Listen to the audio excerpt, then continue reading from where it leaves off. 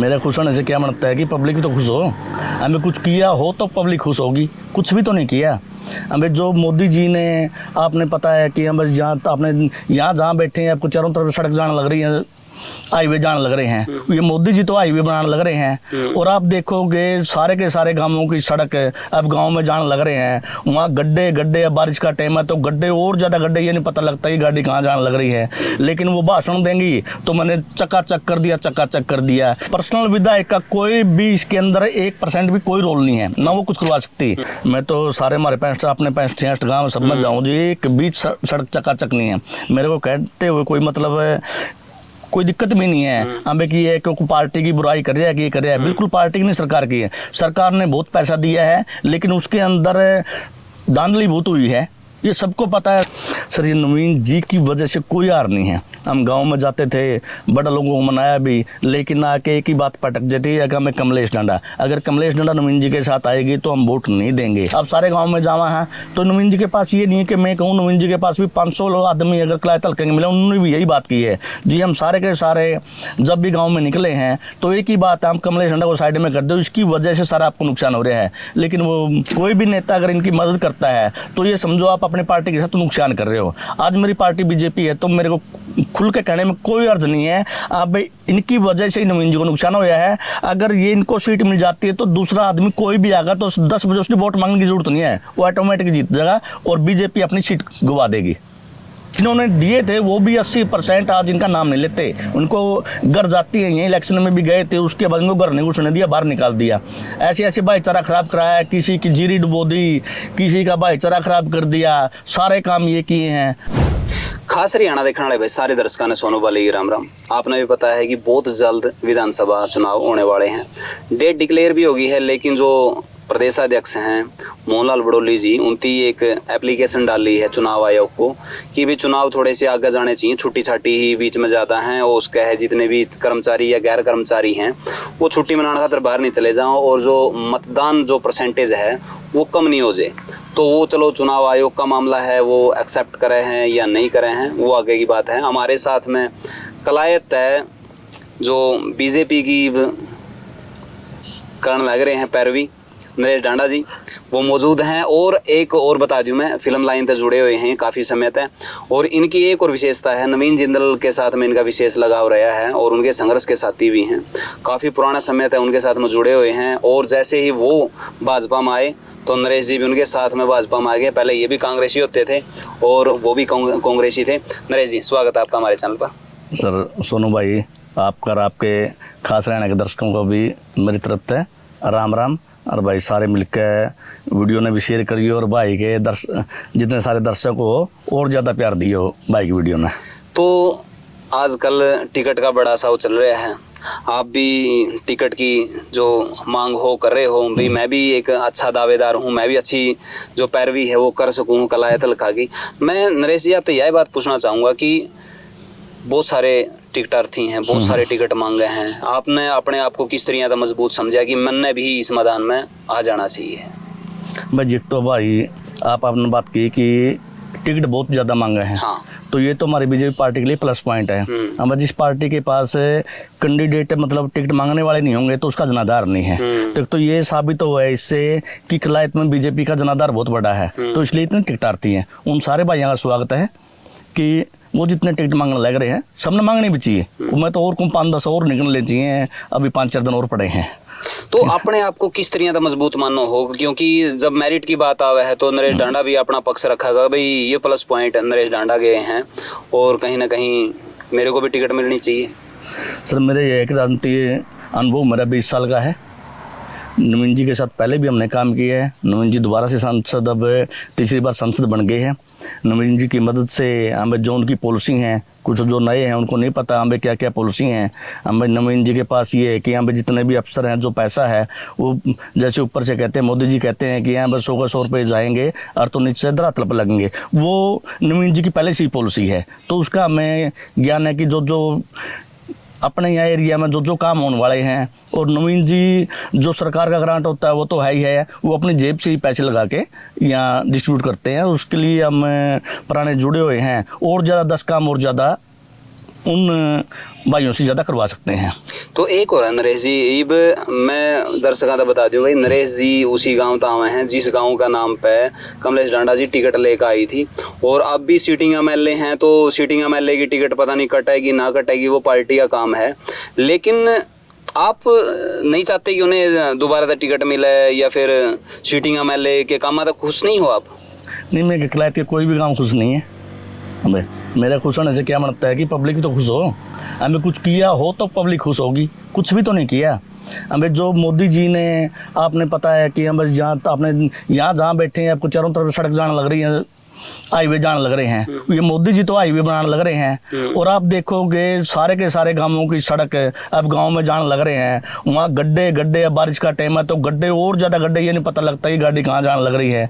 लेकिन वो भाषण देंगी तो मैंने चकाचक कर दिया, चकाचक कर दिया। इसमें मैं पार्टी की बुराई नहीं कर रहा हूँ, सरकार की बुराई नहीं कर रहा हूँ, लेकिन वो पैसा आया गया गया कहाँ? अब जो सरकार जो सड़कें बनी 6 महीने पहले, वो तो उनका पता ही नहीं कहाँ गया। तो मतलब कुछ तो टाइम होता होगा, उस काम में तंदन चलेंगे वो। मतलब सब भ्रष्टाचार है, सब कमीशन खोरी है। जब ये जन आशीर्वाद रैली कलायत के अंदर करी गई थी, और जिसका जो अगुवाई है कमलेश डांडा जी कर रही थी, तो उसके अंदर वो कांग्रेस जो हिसाब मांगे है उसके बारे में बात कर रही थी। वो कह रही है कि कांग्रेस का जो प्रदेश का हिस्सा है आप तो छोड़ो, मैं मेरे कलायत का हिसाब देना चाहूँ। जिसके अंदर स्टार्टिंग करा है कि वो जो 3 कॉलेज हैं, जो कपिल मुनि कॉलेज है उसकी बात करी है भाई, वो लेके आए हैं, वो कराया है उनकी, और शेरदा कॉलेज की बात करी है, और राजौंद कॉलेज की बात करी है। तो आप बता सको कि क्या कमलेश डांडा ये कॉलेज लेकर आई हैं? सर, ये कॉलेज है कपिल मुनि का बहुत पहले से प्रोसेस चालू था, ठीक है ना। तो उसके बाद शेरदा कॉलेज पहले से बनाया हुआ है। अब जो उसमें जो गवर्नमेंट को दिया गया है, नवीन जिंदल का एमपी बनने के बाद दिया गया है। अब श्रेय पता नहीं क्यों ले रहे हैं। अब उसके बाद ये है कि मैं 4 सरपंचों को बुलाया, हमारा डलवाली श्रेय ले लिया। तो नवीन जिंदल का आने से पहले, सिलेक्शन से पहले क्यों नहीं हुआ वो? 4.5 साल, 4.5 साल आपके पास थे, उससे पहले क्यों नहीं सरकार से लेके आई? अब नवीन जी ने, नायब जी ने ऊपर से मनोहर लाल खट्टर की मदद से अब उसको सरकारी किया है। उसके बाद अब ये देख लो, आप राजौंद कॉलेज की बात आ गई, तो राजौंद कॉलेज कब का दिया हुआ है। अब उसके अंदर आपस में भाईचारा खराब किया, पार्टीबाजी की, सिर्फ अपनी राजनीति के चक्कर में। 100 दिन का धरना, बेचारे वहाँ बैठे रहे सड़क के ऊपर भूखे तशाए। तो उसके बाद नवीन जी ने वो धरना उठवाया वहाँ से, उन लोगों ने मदद की, बीजेपी वहाँ से जितवाई राजौंद से। उसके बाद भी राजनीति की। एक हमें कॉलेज, आप भी बताओगे, कॉलेज 5 किलोमीटर शहर से दूर बनना चाहिए, एक बस स्टैंड के सामने बनना चाहिए। तो उसके ऊपर भी राजनीति करके जब इसकी चारों तरफ से नहीं चली, उन्होंने सेंटर कर दिया, अब वही बनेगा। सर, अब 22 तारीख की जो रिलीज, उसके अंदर पत्थर भी रखा जाना था। डीसी साहब के पास बीर बांगड़े सरपंच का भी हम धन्यवाद करते हैं। उन्होंने भी अपने सारे के सारे डॉक्यूमेंट्स थे, वो अब उन्होंने जमीन बोल दिया कि मेरी जमीन वापसी रिलीज कर दो। और राजौंद जितनी कॉलेज कमेटी थी उसमें मैं भी था, डीसी साहब के सामने वो सारा कुछ कागज कार्रवाई कंप्लीट हो गई थी। लेकिन इसी दौरान ये आचार संहिता लग गई, इसकी वजह से रुक गया। लेकिन कॉलेज वहीं बनेगा। मुख्य जो दूसरा बताया गया था काम, भाई 152 कलायत में बन गया, जम्मू कटरा कलायत में बन गया है, हिसार चंडीगढ़ का। आपने बताओ हिसार का कलायत का लेना देना है? मोदी जी की पॉलिसी है। अब पता नहीं, मैं लोकल लीडर को ये नहीं पता। हाँ भाई, ऊपर सेंट्रल गवर्नमेंट की नीतियां हैं, ये मोदी जी का, गडकरी जी का लेवल का मामला है। हाँ भाई, आप किस लेवल की कहाँ श्रेय लेने लग रहे हो? पता नहीं इस तरह के लीडर कैसे मूर्खता की बात कर रहे हैं। कलायत वालों को क्या फायदा है? कलायत वालों के ट्रैक्टर उसको ऊपर चढ़ेंगे, उनकी बुग्गी उनको ऊपर चढ़ेंगे, उनका क्या व्यापार उन पर तो होना है जी? आप बता सको कि भाई जम्मू कटरा पे कलायत के लोग क्या करने के लिए चढ़ेंगे? बता सको होगी भाई उनका जो पर्सनल बेनिफिट है वो क्या होने वाला है, और कलायत की जो विधायक हैं वो क्या पर्सनल बेनिफिट उनका करवा सके हम आते हैं? पर्सनल विधायक का कोई भी इसके अंदर 1% भी कोई रोल नहीं है, ना वो कुछ करवा सकती। लेकिन हमने कलायत वालों को ये बेनिफिट है कि हमने माता वैष्णो देवी के दर्शन करके आने हैं, कटरा जाना है, यहाँ से दिल्ली जाना है, तो यहाँ से कि यहाँ से एंट्री पॉइंट है अपना कलायत से, वहाँ से हम थोड़ा कम टाइम में ये सुविधा ले सकते हैं। लेकिन तो लोकल विधायक कोई रोल नहीं है इसमें। वो कह रही हैं कि भाई जो चकाचक बना दिए हैं, गांव टू गांव जोड़ दिए हैं, सारे के सारे जितने भी सड़कें हैं सारी। आप बता सको कौन सी सड़कें हैं जो चकाचक हैं और जुड़ी हुई हैं?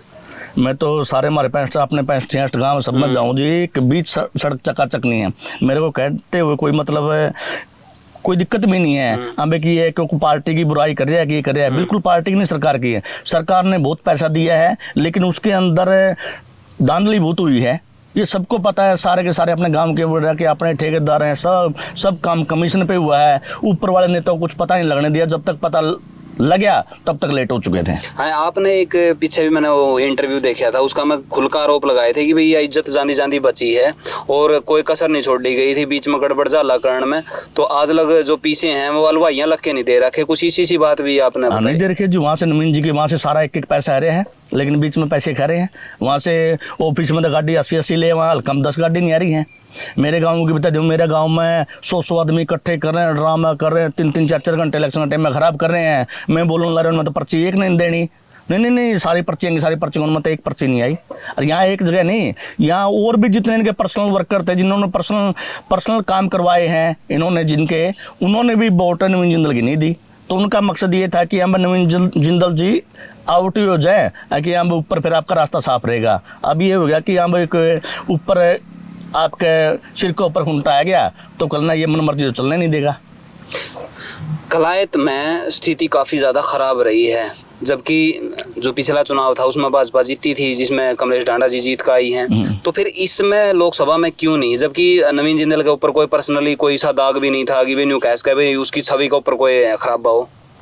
सर ये नवीन जी की वजह से कोई हार नहीं है। हम गांव में जाते थे, बड़ा लोगों को मनाया भी, लेकिन आके एक ही बात पटक जाती है कि हमें कमलेश ढांडा, अगर कमलेश ढांडा नवीन जी के साथ आएगी तो हम वोट नहीं देंगे। लेकिन वो पार्टी की पॉलिसी थी कि मौका का जो विधायक है उसके साथ नवीन जी ने जाना था, तो नवीन जी के पास भी इतना टाइम नहीं था, लेकिन पार्टी की जो नीतियाँ वो माननी पड़ा है। अगर नवीन जी अकेले इलेक्शन लड़ते, यहाँ जो 14,800 की हार हुई है ना, यहाँ कम से कम 15 से 20 हज़ार की जीत होनी थी, नवीन जी अकेले आते तो। अब सारे गांव में जावा है तो नवीन जी के पास ये नहीं है कि मैं कहूँ, नवीन जी के पास भी 500 लोग आदमी अगर कलायत हल्के के मिले, उन्होंने भी यही बात की है जी, हम सारे के सारे जब भी गाँव में निकले हैं तो एक ही बात है, हम कमलेश ढांडा को साइड में कर दो, इसकी वजह से सारा आपको नुकसान हो रहा है। लेकिन वो MP साहब की मजबूरी थी कि जो पार्टी के आदेश हैं कि हमारा जो सिटिंग MLA है तो उसे कुछ करना पड़ेगा। गाँव में तो घोषणा भी नहीं दिया था। नहीं दिया जी, राजन में 4 महीने ये घुस निस के, अभी तो नवीन जी के आने के बाद ही घुसे हैं, उससे पहले और भी बड़े गांव हैं। सोंगरी गुलाना की भी बात हुई। सोंगरी भी नहीं घोषणा दिया जी। हमारे प्रोग्राम थे तारागढ़ से, हम गुलेना का प्रोग्राम था, उसके बाद सोंगरी का प्रोग्राम था, उससे पहले इसका बेटा जावा है, गांव में नहीं घोषणा दिया, तो उसके बाद सीधा किठाना का प्रोग्राम हुआ था। तो नहीं कि नाकामी थी, नवीन जी तो गए भी नहीं। नवीन जी का तो ये था कि उससे पहले ही वहाँ ड्रामा हो चुका था, तो फिर नवीन जी करते क्या। तो अगर कमलेश ढांडा जी टिकट ले काम है तो क्या स्थिति रहने वाली है, जनता के कुछ रिस्पॉन्स रहने वाला है? बस मैं इस बात तो सहमत नहीं हूँ ना आपसी से, टिकट ले काम पार्टी ने सरकार लेके आने क्यों देंगे। नहीं देखो, पता है आपका गांव किठाना है, तो किठाना का नाम पे टिकट आई थी, भाई किठाना बड़ा गांव है और मेरा गांव कह रहा है कि भाई टिकट आ रहा, आप आर्थिक मदद भी आपका गांव में था उस टाइम पे हुई थी। सारे गांव में मदद भी हुई थी जी, गांव ने इकट्ठे पैसे करके, बल्कि पैसे बचे थे वो भी इनको दे के आए थे।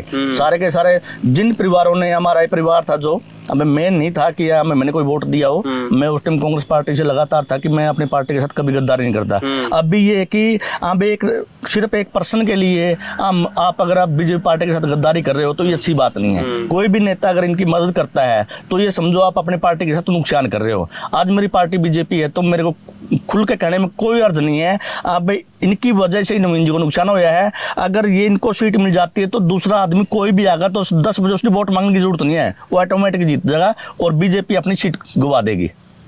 तो आपका गांव का केस स्टैंड है, क्योंकि पिछली बार तो वो साथ में थे लेकिन फिर भी हार गए थे, वो फिर भी आपका गांव में तो हार निकली थी, और जिन गांव में बीजेपी की पहले जीत थी उनमें तो ये जीत कर निकले थे। लेकिन आपका गांव पर जो टिकट आई थी आपका गांव ने भी पूरा न साथ को नहीं दिया था। तो साथ किस तरह देगी जी, जब उनसे पहले भी MLA मंत्री बने, सिर्फ गाँव का यूज किया है। पुराने जो बूढ़े बडेरे देखे हैं उनकी काम तो कभी एक नहीं करवाया ना, इसलिए इस पिछली बार भी जो परिवार पिछली बार थे जिन्होंने नहीं दिए वो तो अलग है ही है, जिन्होंने दिए थे वो भी 80% आज इनका नाम नहीं लेते, उनको घर जाती है, यही इलेक्शन में भी गए थे, उसके बाद उनको घर नहीं घुसने दिया, बाहर निकाल दिया। ऐसे भाईचारा खराब कराया, किसी की जीरी डुबो दी, किसी का भाईचारा खराब कर दिया, सारे काम ये किए हैं। अब मैं कुछ देर पहले ही रेडा गांव में बैठा था तो वहाँ भी ये काम सारा पंता का कोई बोर बार का मैटर था, वहाँ आपस में लठी बजवा दी होंगे, उस दिन बच गया। मैं तीसरी पार्टी आएगी, उससे पहले शरदा में बैठा था, हर चीज़ मतलब सब ड्रामा कराया है, अपने वोटों के लिए भाईचारा खराब किया है और पार्टी को बदनाम करने का काम किया है। जबकि पार्टी कोई ऐसी पॉलिसी नहीं है, पार्टी की पॉलिसी, बीजेपी पार्टी की पॉलिसी सबका साथ सबका विकास है। और वो सारे के सारे नायब सैनी जी देखो कितने ईमानदार आदमी हैं, खट्टर साहब ने बहुत बढ़िया किया है। अब सांसद नवीन जिंदल जी आ गए हैं, उसके बारे में तो आपने पता ही है हमें सारा देश क्या, सारा वर्ल्ड में छवि क्या है उसकी। एक बात और नरेश जी कह रहे हैं, क्योंकि देखो उसका मेरा सवाल कड़वा हो कि 4.5 साल में इतनी घोषणाएं या 9.5 साल में इतनी घोषणाएं नहीं हुई हैं जितनी ये 6 भी नियम करी हैं, तो चुनावी एक माहौल तैयार करने खातर नहीं गया ये बीजेपी ने घोषणाएं करी हैं। नहीं सुन भाई, मैं ये बात कह दूँ आपने, इसमें जो आपने बात कही उसमें सच्चाई भी है, और ये हर सरकार की सच्चाई रही है। जो लास्ट वाले 6 मंथ हुए हैं उसमें उससे पहले कांग्रेस की सरकार भी रही है, जितनी और सरकार भी रही है, हमें जो कुछ घोषणाएं छूट जाती हैं तो वो लास्ट वाले 6 महीने में पूरी की जाती हैं। तो वही सेम पैटर्न यहाँ चला है। तो इसमें कुछ नहीं है कि हम अलग से कुछ सरकार ने किया, पहले का आंकड़ा उठा कर देख लो, जिस टाइम कांग्रेस की सरकार थी लास्ट वाले जो टाइम हुए हैं जो काम बच जाए हैं, हमें जन लगा कि हाँ भाई हमारे से छूट गए हैं, तो वो सैनी साहब ने अब कंप्लीट किए हैं। देखो आचार संहिता लग रही है और उसके दौरान कोई भी सरकार कोई घोषणा नहीं कर सकती, कोई भी मेले ऐलान नहीं कर सकती। चलो, लेकिन एक कलायत रैली में एक बात हुई थी, जो बाखड़ा का पानी पूनी की कोई बात हुई थी, शायद कुछ का मन तो मिल गया था, लेकिन वो मटोर मटारा तो और कह रहे थे नहीं बोले ताम और नहीं भाई जित्या दो तारा खातर भी पानी लेगा आवे। तो यह बात कितनी उचित थी इस टाइम पे कहना, नहीं बोले तम जित्या हो पहला और फिर तमने यू भी पानी मिल जाएगा। नहीं वो तो फ्लो में कही जावे हैं, लेकिन हाँ भाई ये है कि हाँ भाई आगे बीजेपी सरकार आएगी तो मटोर वाले को पानी जरूर दिलवाएंगे। लेकिन यह बात अगर कोई और कंधा तो मेरे हिसाब से ठीक रहता। क्या जो मौजूदा विधायक है इसकी कही हुई बात का महत्व था इस टाइम पे? नहीं, इसका तो महत्व नहीं, ना इनको टिकट मिलनी, ना इनको कुछ, इनका कोई मतलब ही नहीं है, ठीक है ना। अब पार्टी यहाँ पे बाद में सोचेगी ये काम इनको क्या काम देंगे कि ना देंगे, वो पार्टी के ऊपर लेवल का काम है। तो पूरे जितने भी मतलब, क्योंकि जब तक आपने ज्वाइन करी है और कहीं ना कहीं आपका नाम सामने आया है कि भाई टिकट डांडा साहब मांगने लग रहे हैं और ऊपर तक बात जारी है, तो जितने भी कलाकार हैं वो भी कहीं ना कहीं जड़े तक जिसकी चल रहा है ओड़े तक कमें जी महाराणा में तो एक के मजबूत है और उसकी करो माम सारे उसका गला खड़े हैं, तो वो भी सारे सारे प्रचार में मेरे हिसाब से खड़े होंगे। बिल्कुल आएंगे जी, वो अब भी मेरा साथ दे रहे हैं, अब भी साथ में प्रचार कर रहे हैं, और जहाँ जहाँ जिसकी जो पहुँच है वहाँ से वो जो कर सकते हैं वो कर रहे हैं। और उसके बाद टिकट मिलने के बाद वो हर गांव में, हर गली गली में आएंगे। टोटल मेरे जितने कलाकार साथी हैं सारे उसके अंदर आके यहाँ ये सीट जिता कर बीजेपी पार्टी को देंगे। तो कहीं ना कहीं क्योंकि अब भी अपनी जब ऑफलाइन बात चल रही थी लगातार नवीन जी भी आपका संपर्क में हो, फोन पर भी बात हुए हैं, मैसेज के थ्रू भी बात हुए हैं कि कोई दिक्कत नहीं है, तू मेहनत कर, उसके बाद में काम सारा का सारा अपना आप ठीक हो जाएगा।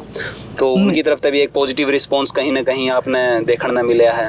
नहीं वो तो है जी, नवीन की तरफ पॉजिटिव है, लेकिन नवीन जी से तो मेरा 10 साल बीच में आउट, तब भी मेरी बातें होती थी, उनके साथ मेरा एक पर्सनल रिलेशन है। लेकिन ये हमें पार्टी में जब आए हैं तो हमारा मकसद भी यही है कि हाँ भाई अपने कलायत की सेवा करें। हाँ भाई हमें वहाँ मौका नहीं मिला किसी कारणवश, लेकिन एक्सपीरियंस है, तो अब नवीन जी आए हैं दोबारा, तो हम भी अपने नवीन जी के साथ लग के कुछ अपने यहाँ पे कलम में पावर आवेगी तभी कुछ कर पावांगे, ठीक है ना। नहीं तो स्थानीय विधायक कोई भी हुआ वो दूसरा सेकंड लेवल वर्कर का काम तो नहीं करने देगा। देखो कहीं ना कहीं देखा तो कांग्रेस का वोट बैंक बढ़ा है, क्योंकि लोकसभा में पहले बीजेपी के पास में 10 की 10 थी, अब 50-50 हो गया है, और कहीं ना कहीं विधानसभा लेवल पर भी उनका वोट बैंक है वो इंक्रीज होया है। तो अगर आप कलायत की बात करें तो कलायत में भी उनकी एक तरीका आम आदमी पार्टी को जीत दिलवाने का उनकी काम कराया है। तो इस टाइम पे जेपी है वो भी अपना लड़का ने यहाँ पे वो करने की कोशिश करेंगे। परली साइड तय राणा भी है, राणा भी बीजेपी कांग्रेस तय टिकट मांगा है, जो पहला जेजेपी में दुष्यंत के थ्रू आया था और कहीं ना कहीं फाइट में था वो, इसी बात नहीं है। तो किस तरह सिनेरियो रहेगा अगर जयप्रकाश का लड़का आवा है, क्योंकि जयप्रकाश तो एमपी हैं हिसार था, वो तो नहीं आवेंगे, लेकिन उसका लड़का ना कहीं यहाँ पे उकरण की है। और बहुत सारे जो कांग्रेस प्रत्याशी हैं, एक ट्रक है जो सारा का सारा पूरा ट्रक है नहीं, तो वो सारे का सारे हैं, तो किस तरह के कुछ रहने वाला वो जरूर बताओ एक बार थोड़ा सा। वो मेरे लिए बड़ा प्लस पॉइंट है जी। वो जितने साथी हैं, जितने टिकट मांगने रहे, मेरे पुराने साथी हैं 20 साल से।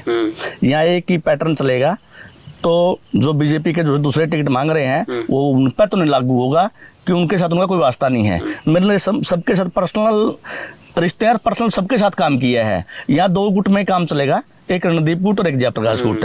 अगर रणदीप गुट को टिकट मिल गया, कुछ तो ये दूसरे 11-12 हो रहे हैं, कुछ तो यही बगावत कर देंगे। और दूसरे पर जयप्रकाश गुट का एक ही काम रहेगा कि रणदीप गुट को हराना।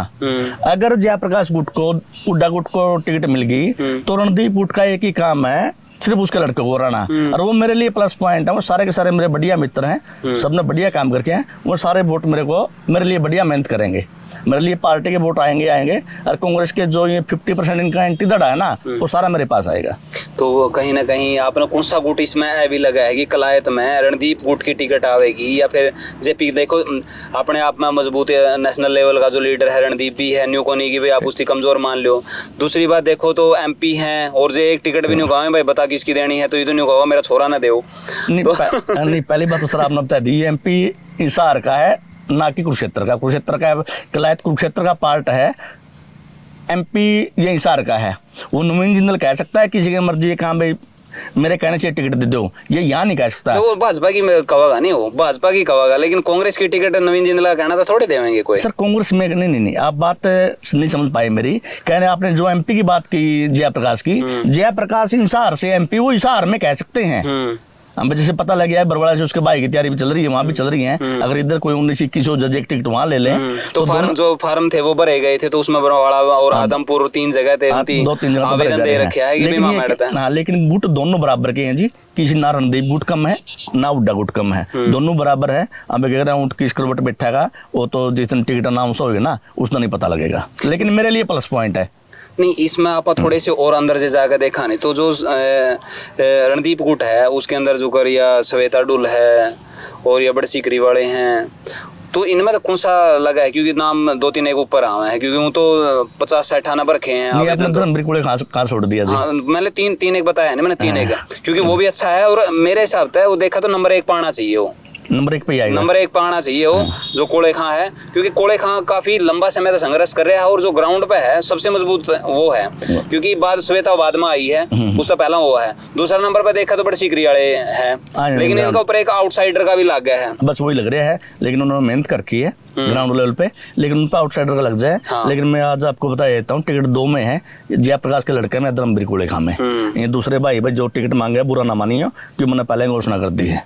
अच्छा तो ज्यादा दिहाड़े ना ज्यादा दिहाड़े ज्यादा पीछे खराब करने की जरूरत नहीं है, इस करके मैं अपने भाइयों ने पहले बोल दूं कि मेरे पुराने मित्र हैं सारे के सारे।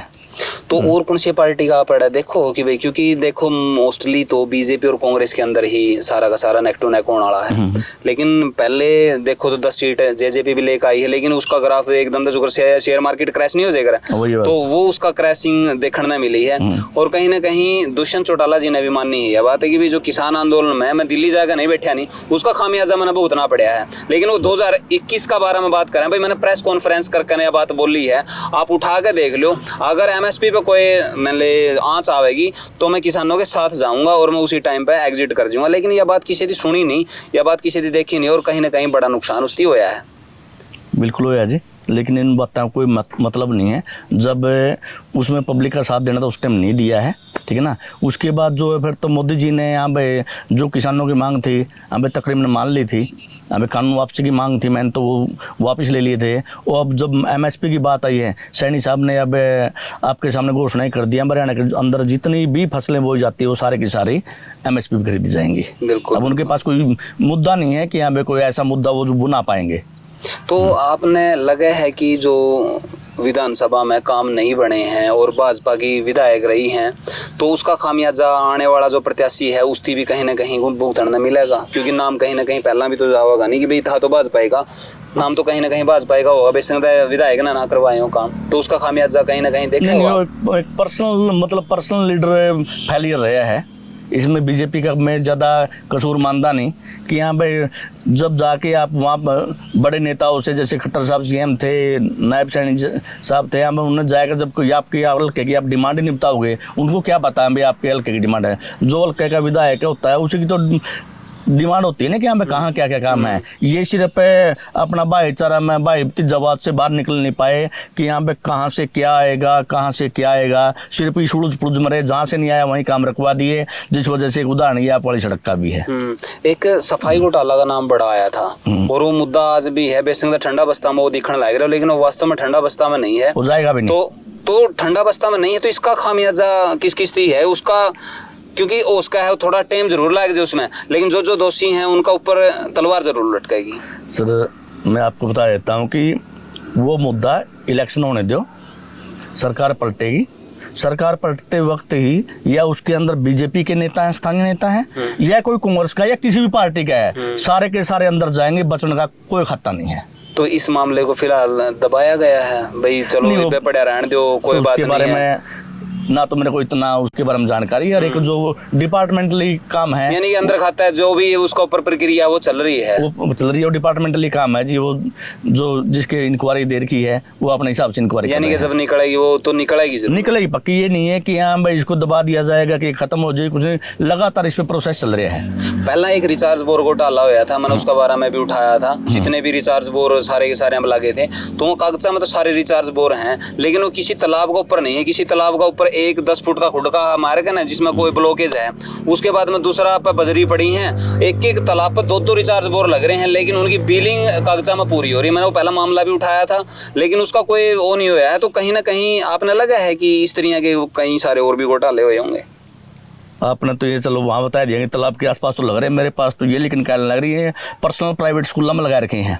हम जो उनके वर्कर थे उनके प्राइवेट स्कूलों में जगह गांव के वो रिचार्ज बोर उनके प्राइवेट स्कूलों में लगा दिए, हम उनको खुश करने के लिए। अच्छा, यह भी है। मैंने तो कम से कम तालाब का किनारा पे तो ढूंढ लिया मैं।